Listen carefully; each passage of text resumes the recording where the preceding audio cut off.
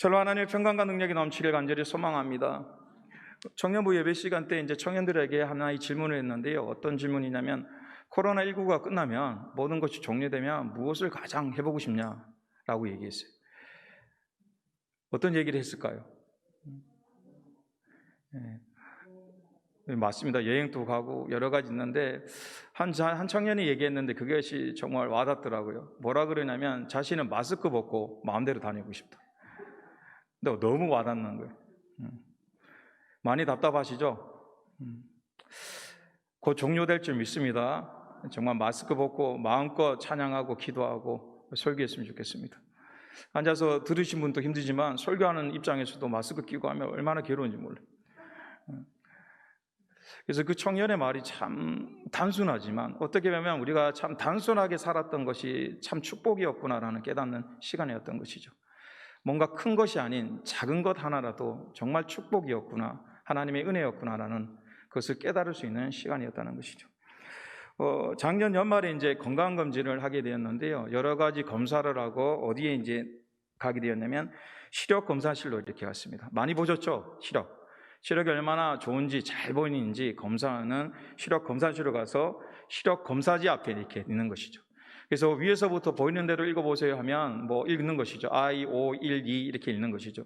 근데 어느 순간에 딱 되면 어떻게 되냐면 형상은 보이지만, 형태는 보이지만 무슨 글씨일지 알 수가 없는 것이죠.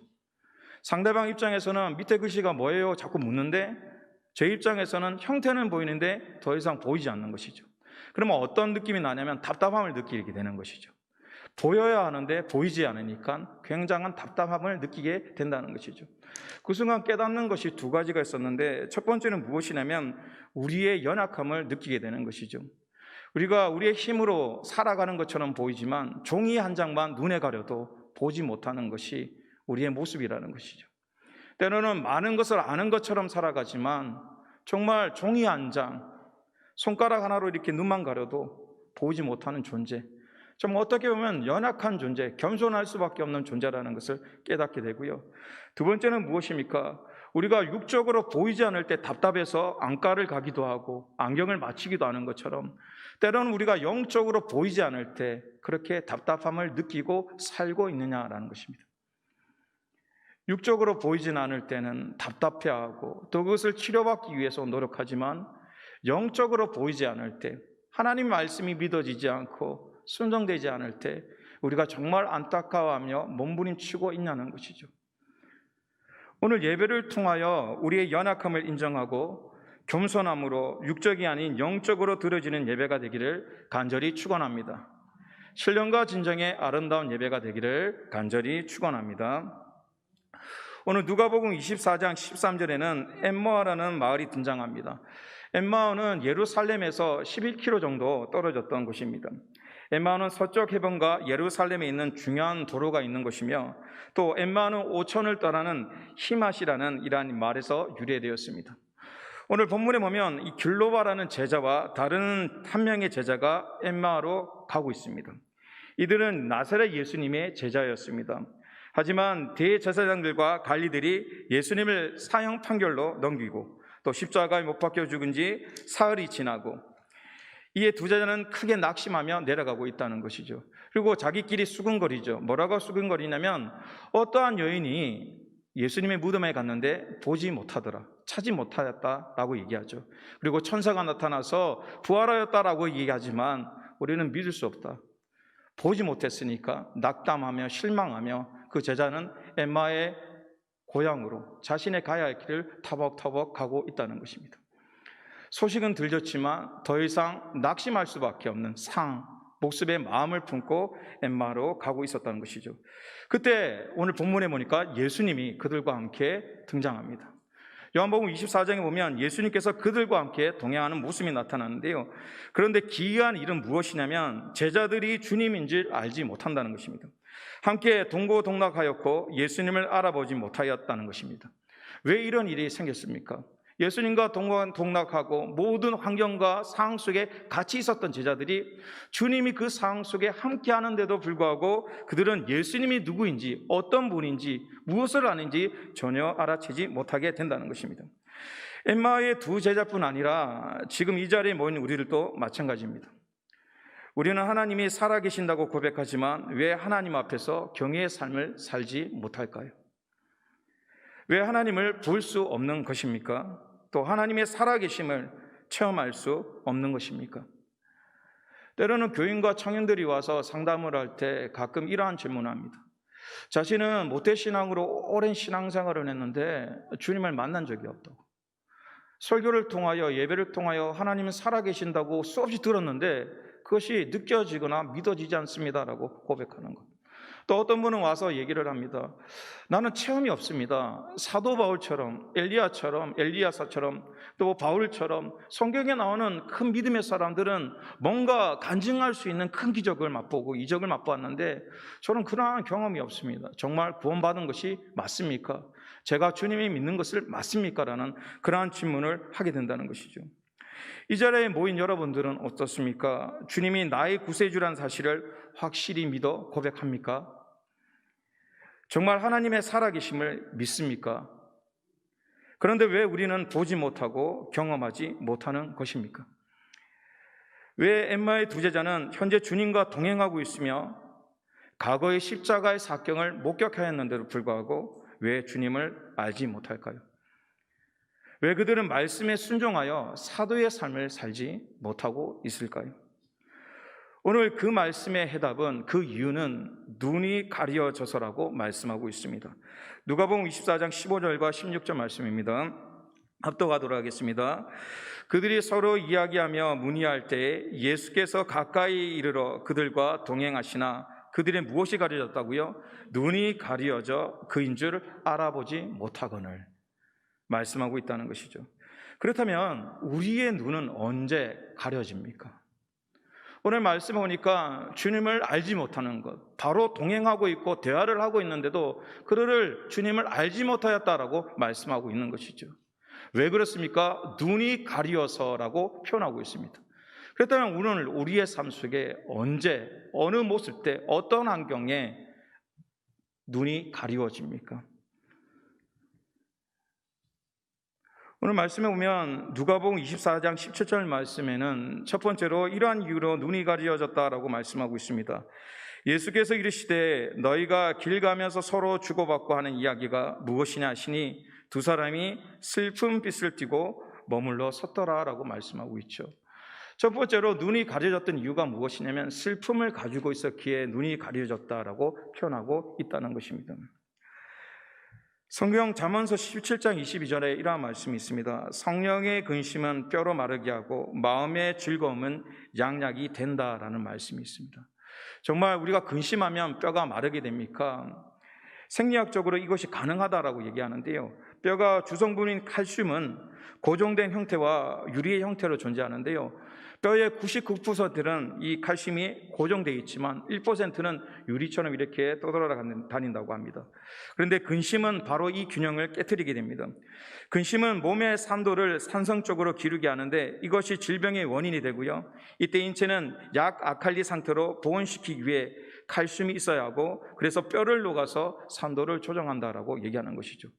우리가 생리학적으로 이렇다라고 우리가 그렇구나 할 수 있지만 일상생활 살 때 슬픔을 통하여 걱정하게 되고 또 근심하게 되고 그 걱정과 근심의 무게가 얼마나 큰지 우리는 알고 있지 않습니까?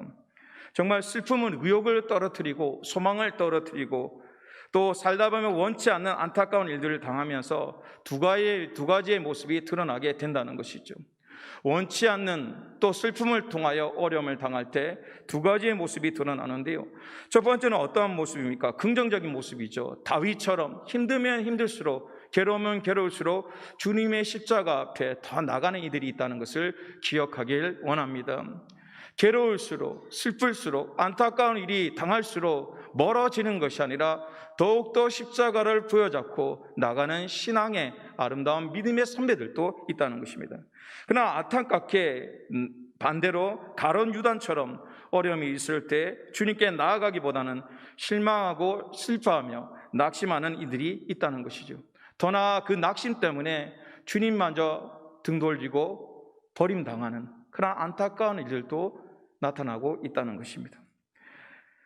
신앙생활을 하다 보면 다윗처럼 금신과 낙심을 통하여 하나님께 더욱더 나아가는 자들보다 낙심하여 떠나는 자들이 많습니다. 너무나 가슴 아프지만 교회 안에서도 낙심으로 인하여 교회를 떠난 이들을 보게 된다는 것입니다. 물질의 어려움, 자녀의 어려움, 건강의 어려움 등 많은 시련과 고난을 견디다 도저히 견디지 못하고 교회를, 심지어 주님을 등지는 이들도 보게 됩니다. 저 또한 목회자에게 슬픔과 좌절이 올 때 어쩔 수 없이 참고 견디는 부분이 많았음을 고백하게 된다는 것이죠. 나의 뜻과 소원대로 되지 않을 때 불평하며 원망하며, 더 나아가 기도의 힘을 잃어버리고 신앙의 힘을 잃어버리고 교회를 떠나는 것만 끝나는 것이 아니라 신앙마저 져버리는 모습이 있었다는 것이죠. 저도 목회자의 삶을 살면서 많은 목회 일과 교회를 계속적으로 하고 있지만, 인생을 잠시만도 돌아보게 되면 어떠한 역경과 어려움이 있을 때 더 간절히 십자가 쪽으로 나아갔는가, 아버지의 뜻을 묻고 계획을 묻고 더 나아갔는가라는 질문을 던지게 되면 그러한 부분도 있었지만 또 많은 부분에 원망하며 또 주님을 탄식하며 근심하며 낙담할 때도 참 많았음을 고백할 수밖에 없다는 것입니다. 오늘 인생 속에 주님을 보고 나아가기 위해 살아가고 있지만 때로는 슬픔이라는 큰 벽을 만나게 될 때 우리는 낙담하고 오늘 엠마의 두 제자처럼 낙심하여 떠날 수밖에 없는, 그를 통하여 함께 하시는 주님을 인정하지 못하는 안타까운 인생이 되기도 한다는 것입니다. 그리고 두 번째로 우리의 영적인 눈을 가리는 것은 무엇입니까? 더딘 믿음인 것입니다. 25절 말씀에 이렇게 표현하고 있습니다. 이르시되 미련하고 선지자들이 말한 모든 것을 마음에 더디 믿는 자들이여 라는 표현을 가지고 있습니다. 더디다는 것은 무엇입니까? 시간이 오래 걸린다라는 의미를 가지고 있습니다. 때로는 더디게 살아야 할 때가 있습니다. 때로는 더디게 결정해야 할 것이 있습니다. 그러나 따라합니다. 믿음 앞에서는 신속하게, 믿음의 문제는 신속하게 결단해야 하는 것입니다. 그런데 오늘 엠마의 두 제자, 또 성경에서 보면 더딘 믿음을 가지고 하나님의 마음과 뜻을 반대로 돌아가는 일들이 참 많죠. 구약에는 출애굽을 했을 때 40일이면 가나안 땅을 갈 수 있었지만 그들이 더딘 믿음을 가지고 하나님의 계획과 뜻을 인정하지 못하니까 그 광야의 40년이라는 세월을 돌 수밖에 없는 안타까운 일이 일어났다는 것입니다. 오늘 엠마오 제자들도 하나님의 말씀을 확실히 신속하게 믿는 자들이 아니라 더디 믿는 자들이라고 예수님께서 말씀하고 계신다는 것입니다. 더딘 믿음은 어떻게 생깁니까? 하나님이 말씀하셨지만 환경을 보는 것입니다. 하나님 말씀하셨지만 자신의 생각을 보는 것입니다. 하나님이 말씀하셨지만 자신의 상황을 보는 것입니다. 그렇기에 주님만 바라보지 않고 주위를 두루두루 보면서 계산하고 생각하고 더디 믿고 의심하고 수많은 것들이 결합됨을 통하여 더딘 신앙생활, 더딘 결단, 더딘 믿음의 생활이 된다고 말씀하고 있다는 것입니다. 말씀은 들었지만 환경을 보고 상황을 보며 살아가는 것입니다. 주님이 말씀하셔도 믿지 못하는 것입니다. 주신다고 해도 주심을 믿지 못하고 고침을 믿지 못하고 믿음으로 살아가지 못하는 삶인 것입니다. 오늘 우리의 삶 속에 많은 부분 속에 더딘 믿음과 더딘 생활의 모습을 보게 됩니다. 말씀을 들어도 자신의 생각, 아직 고집으로 인하여 더딘 믿음으로 살아가는 모습인 것입니다. 이러한 엠마오에 걸어가는 제자들의 모습이 우리와 저의 모습인 줄 믿습니다. 그렇다면 슬픔과 낙심과 더딘 믿음으로 가려져 있는 우리의 눈을 어떻게 하면 볼 수 있을까요? 영적으로 살기 위해서 슬픔으로, 때로는 더딘 믿음으로 볼 수 없다면 어떻게 하면 이것을 깨우고 다시 한번 회복한 눈으로, 영적인 눈으로 볼 수 있습니까? 첫 번째는 먼저 말씀을 자세히 보아야 합니다. 27절 말씀을 합독하도록 하겠습니다. 이에 모세와 모든 선지자의 글로 시작하여 모든 성경에 쓴 바 자기에게 관한 것을 자세히 설명하시니라 라고 말씀하고 있습니다. 여기서 나오는 자세히는 헬라어로 디에르메니오라는 뜻을 가지고 있고요, 자세히 철저하게 설명하다는 뜻을 가지고 있습니다.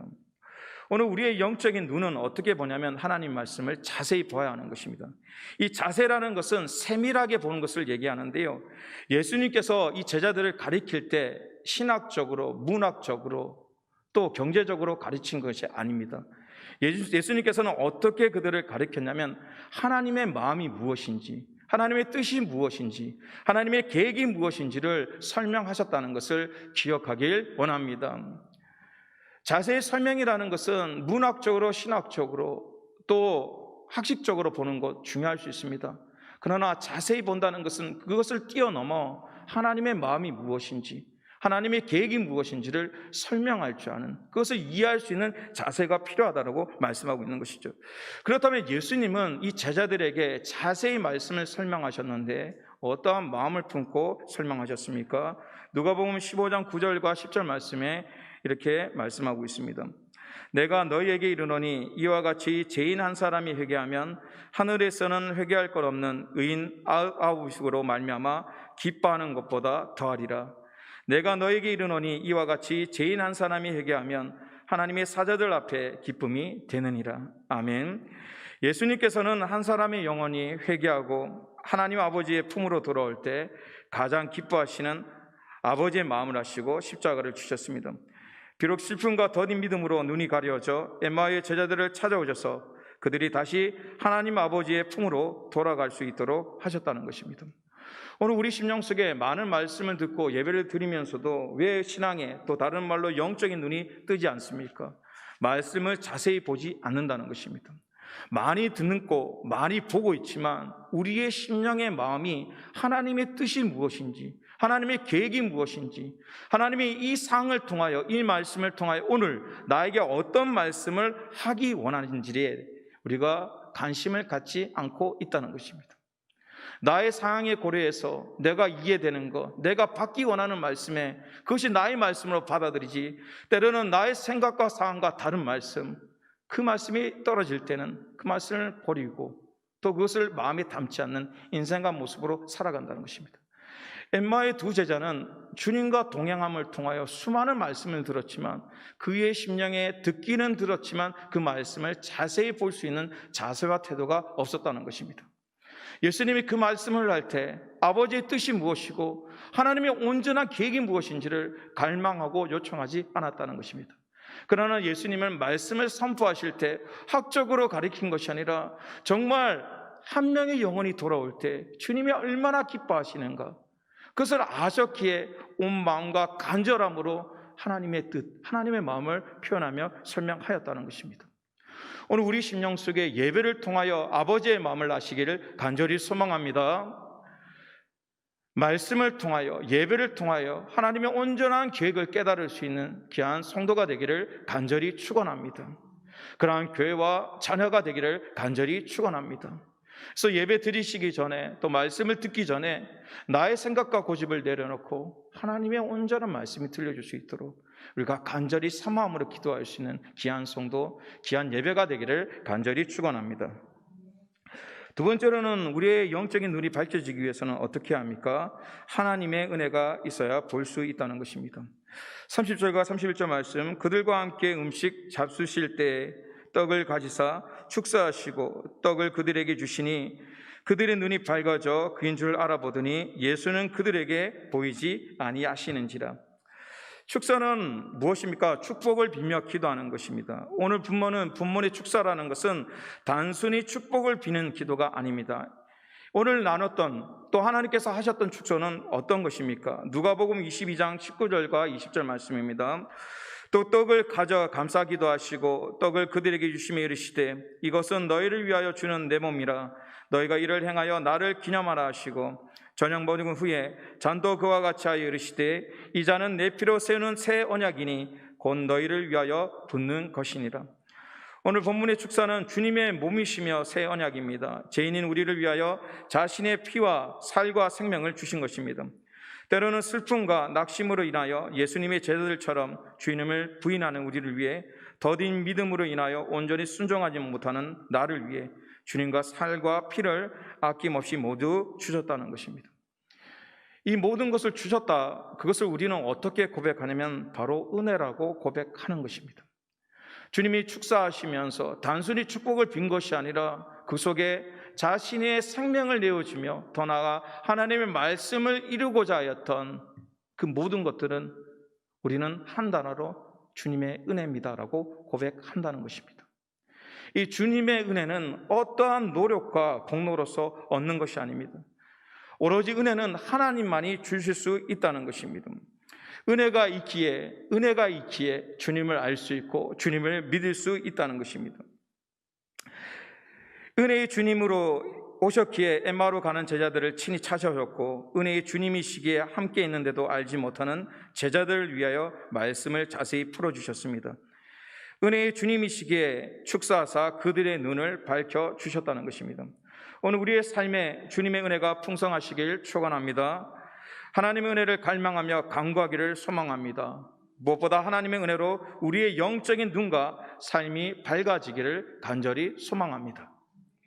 그리고 마지막으로 어쩔 때 우리의 눈이 떠졌습니까? 마지막으로 마음이 뜨거울 때 볼 수 있었습니다. 32절 말씀입니다.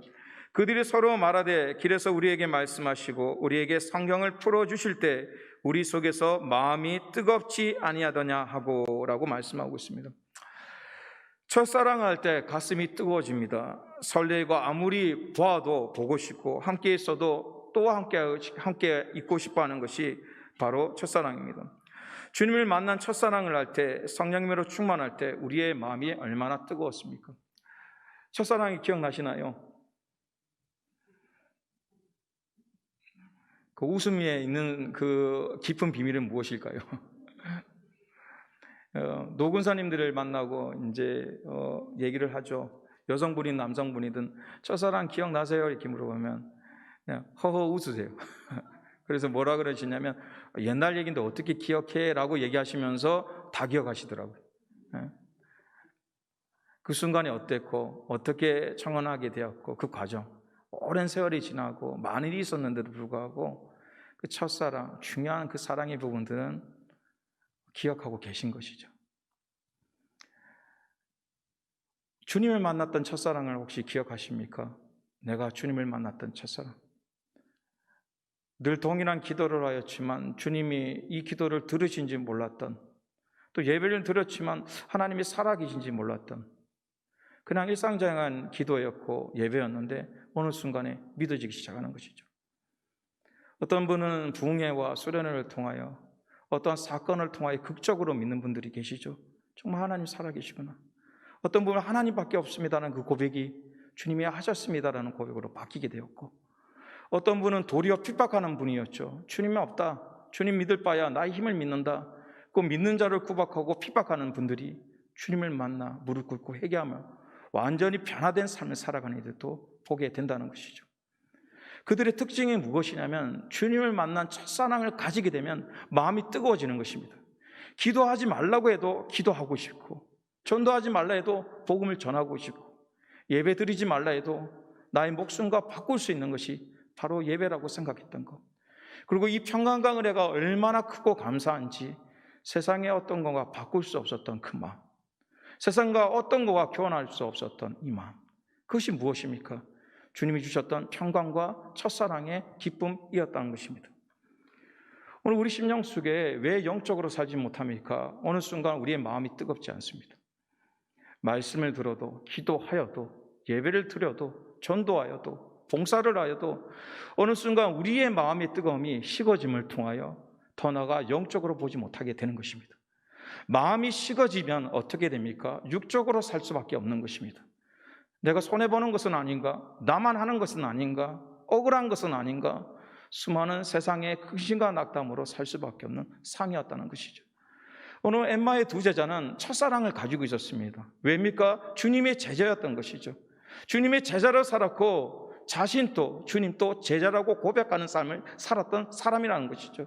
주님을 만났을 때 얼마나 기뻤을까요? 주님이 나의 구세주라는 것을 알았을 때 얼마나 감사했을까요? 그러나 십자가의 사건과 고난이 왔을 때 그 마음의 뜨거움과 열정이 식어짐을 알게 되는 것이죠.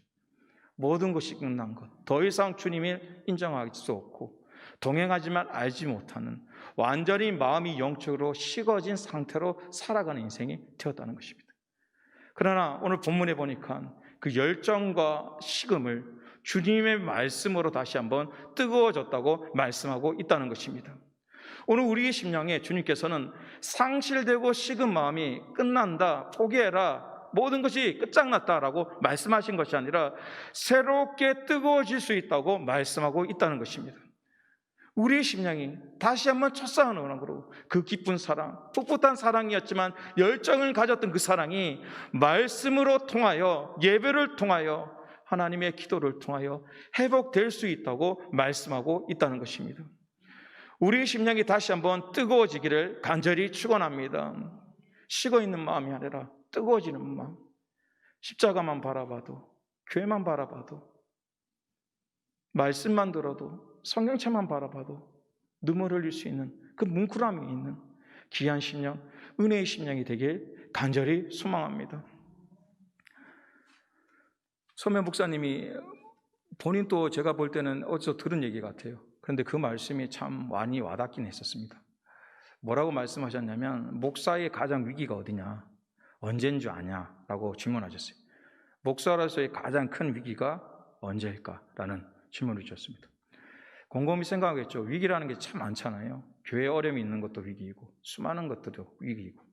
그분이 뭐라고 얘기하셨냐면, 교회에 문 있잖아요. 문을 열면 대부분 교회가 무엇이 있나요? 어려운 질문입니까? 뭐가 있죠? 십자가가 있죠. 그리고 대부분 교회는 간판이나 꼭대기에 무엇이 있나요? 십자가가 있습니다. 십자가를 보는 순간 뭉클해지지 않으면 그 순간부터 위기라고 말씀하시더라고요. 다른 것이 아니라 큰일이 와닿고 교회에 문제가 생긴 것이 위기가 아니라 목회자로서 십자가를 바라볼 때 뭉클함을 잃어버리는 것, 거기부터 모든 어려움과 시작이 된다고 말씀하는데요. 그래서 참 기억에 남으면서도 참 괴로움이 있는 것이죠. 어느 순간 보면 십자가 보면 울컥할 때도 있지만, 어때 보면 십자가 보면 도망가고 싶을 때도 있고, 때로는 어때는 십자가 보면 너무나 기쁘고 감사하지만 또 십자가를 보면 분노할 때도 있고, 이 심령에 얼마나 왔다 갔다 하는지도 모릅니다. 그러나 주님께서 오늘 말씀하시는 것은 그렇게 연약한 모습이지만 친히 찾아오셔서 어떻게 하신다고요? 우리의 식어진 마음을 뜨겁게 하시겠다고 약속하고 있다는 것입니다. 다시 한번 십자가로 뜨거워지는 귀한 성도가 되길 축원합니다. 원정동을 여러분 사랑하십니까? 원정동을 사랑하십니까?